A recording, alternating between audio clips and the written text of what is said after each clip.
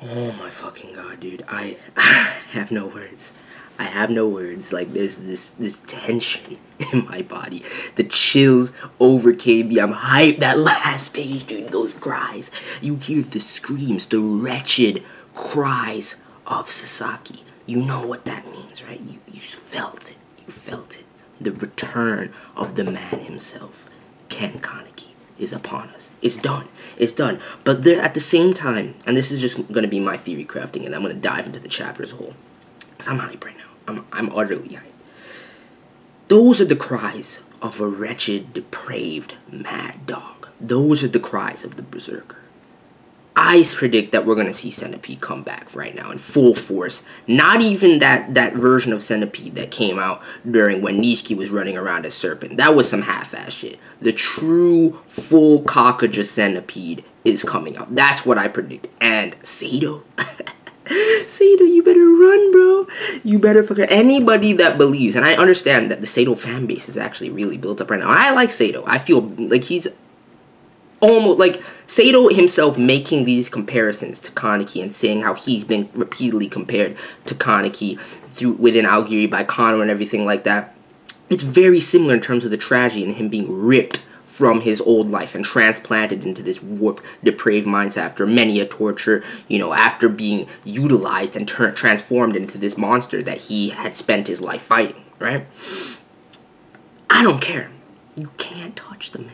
Can't touch full Kakashi Centipede, dude. You haven't consumed enough ghouls. You haven't consumed enough ghouls. That's all I can say, Seido. Shit is about to go in, and I think that if Centipede comes out first, before we see the return of the Kaneki persona, it'll somehow keep Heisei alive, because you see him struggling with all his might, as Seido was fucking him up this chapter. He's like, should I say, Ken Kaneki, you're weak. And you see Heisei just kind of looking at him, he's like, no, I don't know him. I don't Kaneki. No, I'm a rank 3, 2, 1 investigator. Ghouls. I'm Sasaki Heisei. I'm Sasaki Heisei. I don't want to. And just the internal monologue of Sasaki, dude. Oh my goodness. I feel the weight of this. Like, straight up, I've felt it for a while. But this chapter really drives it home. He's like, I can't read his movements. What are you saying? The lines don't make sense. The lines don't make sense. He's struggling to hold on to his mentality so much right now, as Kaneki's encroaching upon him. And Centipede is going to be released from the point of the brink of him being pushed to this level. But I'm hyped, dude. Next week's chapter, live reaction. Let's hope this strike is off by the time we get to next week's chapter so I can do a live stream, because... oh, it's about... Yo, Uta took off his mask, bro. You see Hinami looking at... She recognized the scream straight up. She was not commenting on Seido's voice. She was like, that voice... After that first scream, you see Saiko just staring up, dude, with this fucking shocked look on her face. Uta took off the mask. Uta has been trolling with that mask for the last 13 chapters, and he took it off. Why? Because he heard these screams. I don't know who this dude is that set up the intercom system. We saw this once before at the beginning of the auction. We saw those weird, you know, mask kind of dudes with the hats and everything like that, speaking in kinds of shapes, squares and circles and X's and everything like that. And we see him once again. You see some random, you know, hiragana mixed in with the X's and O's and everything like that. And one of them was Shin, and the other one I didn't actually remember. I need to go back and look at it, but I don't know what these people are on, dude. I have to make a theory about them right quick, but I'm going to dive into the chapter. I'm going to do something a bit different because I wanted to do a live reaction, but because of the 15-minute time, you know, constraint, now that I have a strike, I'm just going to dive into the chapter post having read it from start to finish and point out all the things I said. This is going to be a little bit different than my average review. It's going to be more in-depth, more analyzing each page, but I hope you guys enjoy it nonetheless, because there's a lot that we got this chapter. Nutcracker got fucked up. I actually feel bad for Nutcracker after this chapter. I want her to be okay, but oh my goodness, I don't know about that, dude. Shirazu just fucked her up, dude. So I think Nutcracker's down for the count at the very least. I don't know if she's gonna survive or not, but I actually felt bad with that little brief flashback that we got. Then we have AYATO just going in wrecking doves. You have Akira still going against Triple Blades. What else do we get this chapter? And then mainly it was centered around Seido versus Sasaki. Like, that was the depth of the chapter. And Seido just toying with him, trying to play this game, prove his strength, prove that he's better than him. And I don't, like, Seido's mentality, I just still, to this day, is so warped. Like, it's been weeks, it's been a month, like, almost 2 months since Seido's been revealed and been back. And I still just can't wrap my head around how tragic and how warped he's become. Like, it's another level. But I'm going to say this right now before I dive into the chapter. I'm just going to say this. There is no fucking way that Seido still beats Kaneki. Either the Kaneki persona returning or Centipede. God help him, dude. He's done. He's fucking done. Because you have to think about it this way, too. Amon is, you know, a one-eye now. They made Amon a one-eye also. We know this. It's not confirmed, but we know this. I think that Amon is leagues and bounds above Seido. So how, you know, in the future for them to clash, Kaneki's of course on another level. Kaneki is definitely above Seido ever so slightly. I mean, Seido's briefly used his Ukaku. Just briefly used it. We haven't seen him use it that much. It's going to be a crazy, insane fight. And I can't wait to see it go in. But I put money on my boy Kaneki. I'm sorry. Centipede, Kaneki, either one. I put money on them. I put money on them. It's done. So let's dive into the chapter, dude. It starts off, you see fucking Seido just running Sasaki up this building with this fucking, he's like, bam, bam, boom, bam, boom. And he's just dragging his head along, dude. And he's just having fun with it. It's insane. It's so twisted. He's like, arrival and departure, just slams him down, dude. And the dialogue is what makes Seido so great, dude. It's so warped. It's so twisted. It's so interesting to me. Like, to see how his mind works through this dialogue, which is just insane, dude. I love it. I love it. What a great stage. Let's act out a play. Your lines will be, let's see, I don't want to die, and I want to die after all, dude. That panel. Seido's face. He's so warped. Then we cut over to Shirazu trying to form it. He figures out he's using some echolocation on the walls. He's like, she got 6 more Kagane traps lined up. I know how they worked. I see how they're attracting anything that gets close to them. They're sprung, no matter what. So once, you know, Nutcracker set them up, that's how she gets hit by her own shit. So we see it going down, right? We see the one, you know, rank 1 Hayashimura trying to hold his own, buy them time and everything like that. And what was interesting to me, though, this is something, I'm going to skip a couple of these pages because, yes, she gets stabbed, Shirazu's plan works, she gets pierced by her own shit, it's fucked up. This page, though, where she's kind of dangling, and Shirazu shouts out, Saiko, and then you cut over to the next panel, it's like, she has no chance, and then Saiko just gives off this glare, if you give her no way out, and you see her, you know, the sclera change and everything like that, and she's just giving off this death stare. I'm like, what did she just do? Did she just petrify Nutcracker or something? Like, what just happened? Is this Saiko's hidden potential? Dude, I want to know. I need, like, I read it. I looked at this page multiple times. I'm still looking at it right now. I cannot find any inkling, because then she collapses and she's gasping for air, and Hayashimura is basically like, who's the real monster here? Seriously, like, who are the real monsters? I think he's commenting on both Shirazu and Saiko, so what the fuck did she just do? And then he goes, and Shirazu goes for the Saiko, and it's like, everything's kicking. So, like, what did Saiko just do there? Did he freeze her? What the fuck? Like, I didn't see any damage done except that Nutcracker was on the ground after that page. Saiko let off this crazy glare after Shirazu called out to her.